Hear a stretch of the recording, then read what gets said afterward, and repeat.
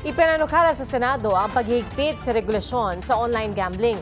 Isinusulong ang mas mataas na minimum bet at minimum age sa pagtaya, gayon din ang pagbabawal sa mga celebrity at influencer na mag-endorso nito.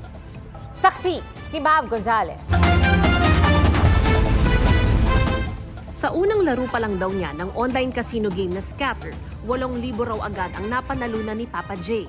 Ang Scatter na mala slot machine ang itsura, may katumbas na premyo basta may lumabas na 3 o higit pang magkakaparehong card. At dahil maliitan lang ang tayaan na pwedeng idaan sa pamamagitan ng mga digital wallet, na engganyo siyang tumaya ng tumaya hanggang ang paminsan-minsan naging pangmadalasan.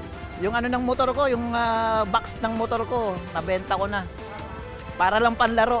Minsan yung biyahe ko, bibiyahe ako ng madaling araw. Bibiyahe ako, booking nun, mga 5 o 6 na booking. Pag may panlaro na, yun, saka ako ilalaro.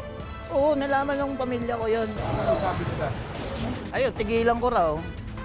At nalululong nga raw ako.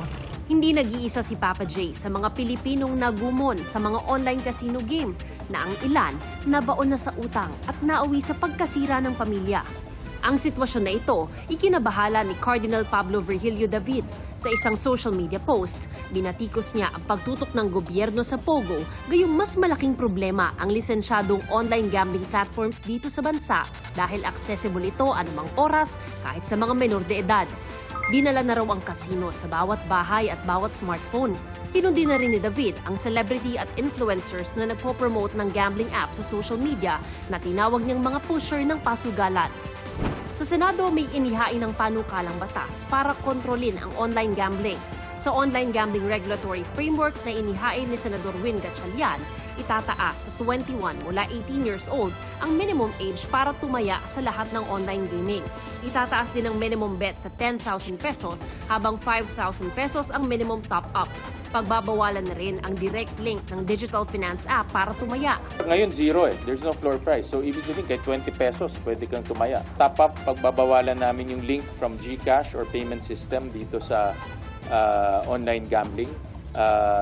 At yung minimum nga is 10,000. So, hindi pwedeng 20 pesos makakalaro ka na minimum mo. Dapat ay 10,000. Ang top up mo is about 5,000. So, you can only open an account directly. Ngayon kasi pwede ka mag-GCash, ililink mo dito eh. Yun ang nagiging napakadali na. Tingin niya mas mainam ito kaysa total ban sa online gambling dahil baka mag-underground lang aniya ang mga operator. Kung pumasa ang panukalang batas, hihigpitan din ang Know Your Client system sa pamamagitan ng biometrics at ID para masigurong nasa edad na ang tataya. Ire-regulate din ang pag-advertise sa online gambling gaya ng ginagawa sa sigarilyo at vape. Bawal na kumuha ng mga celebrity at influencer para mag-endorso sa online gambling platform. Hindi siya pwedeng free-for-all advertising na kukuha ka ng influencer, kukuha ka ng batang, kasi mga napansin ko yung mga promoter nila bata eh. So na-entice ngayon yung bata maglaro. No? So we also ban that. Bawal ang advertising on kahit saan-saan. Bawal rin mag-advertise near the schools, near churches, near government establishments. So we also regulated the advertising portion, the promotion and advertising portion. Kasing higpit niya yung sa sigarilyo. Umaasa si Gatchalian na mababantayan ito ng PAGCOR kung sakaling mapatupad. Parang Pogo yan, di ba? Ang PAGCOR ang regulator ng Pogo. Kung ang regulator ay hindi magiging aktibo or hindi magiging alisto, magiging problema talaga. So kailangan talaga higpitan nila yung regulation nila. Para sa GMA Integrated News, ako si Mav Gonzalez, ang inyong saksi.